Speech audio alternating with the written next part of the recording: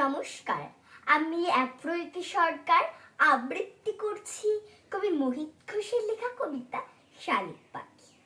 শালিক পাখি, শালিক পাখি, তুই আকাশের মালিক নাকি?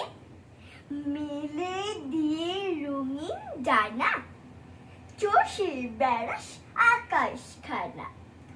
আপন মনে ঘুরিস শুধু, মাথার ওপর রোচ্ছে ধুধু। বকে না কেউ, কেউ মারে না, পর বলে কেউ ছাড়ি না। নিজেই যে তুই নিজের মালিক, ওরে আমার পুচকে শালিক। নিজেই যে তুই নিজের মালিক, ওরে আমার পুচকে শালিক। নমস্কার।